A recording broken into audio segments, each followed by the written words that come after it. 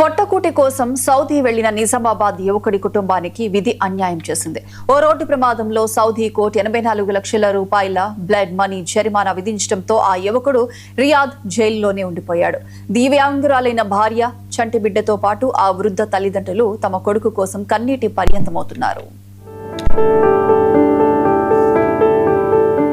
నిజామాబాద్ జిల్లా సాలూర మండలం కుమ్మన్పల్లి గ్రామానికి చెందిన శ్రావణ్ కుమార్ కుటుంబ పోషణ కోసం సౌదీ అరేబియాలోని రియాద్కు వెళ్లాడు. అక్కడ ఒక ప్రైవేట్ మెడికల్ రీసెర్చ్ కంపెనీలో అంబులెన్స్ డ్రైవర్గా ఉద్యోగంలో చేరాడు. అయితే మే 24లో ఆయన నడుపుతున్న అంబులెన్స్ రోడ్డు ప్రమాదానికి గురైంది.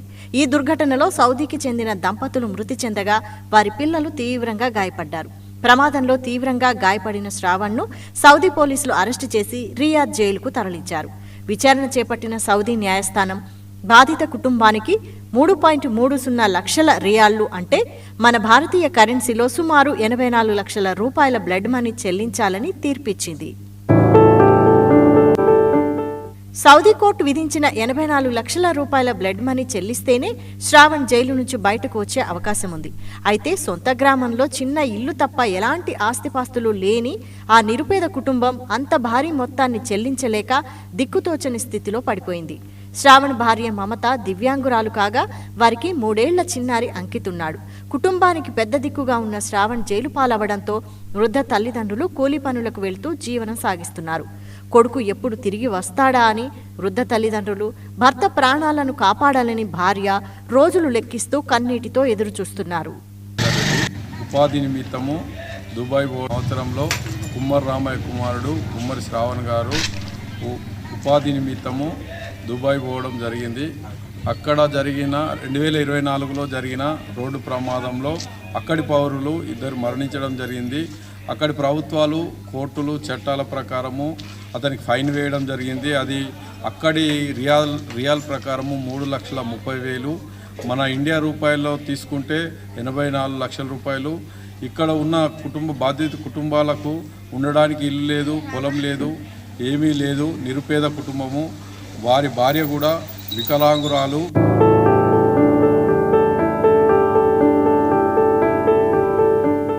శ్రావణ్ను ఎలాగైనా స్వదేశానికి రప్పించాలని ఆయన భార్య మమత చంటిబిడ్డను పట్టుకుని ప్రజాప్రతినిధుల గడప తొక్కుతోంది.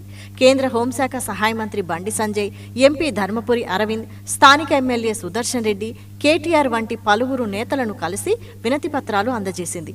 ప్రవాసీ ప్రజావాణిలోనూ సీఎం పీఏకు కూడా వినతిపత్రం ఇచ్చి ఆవేదన వ్యక్తం చేసింది. కేంద్ర రాష్ట్ర ప్రభుత్వాలు తక్షణమే స్పందించి దౌత్య మార్గాల ద్వారా శ్రావణ్ను ఇండియాకు రప్పించాలని, అలాగే దాతలు పెద్ద మనసుతో ఆర్థిక సాయం అందించి తమ కుటుంబాన్ని ఆదుకోవాలని ఆ నిరుపేద కుటుంబం దీనంగా వేడుకుంటోంది. మా ఆయన గత 2 సంవత్సరాలు 2023లో నవంబర్ 3 రోజు ఇంట్లోకి వెళ్ళి బయటకు వెళ్ళి నవంబర్ 4కి సౌదీ వెళ్ళాడు. అక్కడ డ్రైవర్ ఫీల్డ్లో వెళ్ళాడు. 3 నెలల తర్వాత విజిట్ వీసా మీద వెళ్ళాడు. 3 నెలల తర్వాత యాక్సిడెంట్ కేసు అయింది. అక్కడ సౌదీ వాళ్ళు చనిపోయిన్లు, భార్యాభర్తలు 2 చనిపోయిన్లు.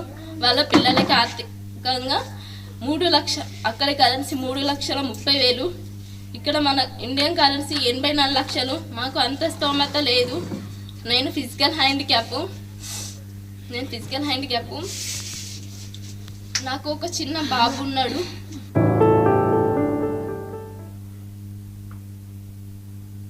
Right TV bulletin updates.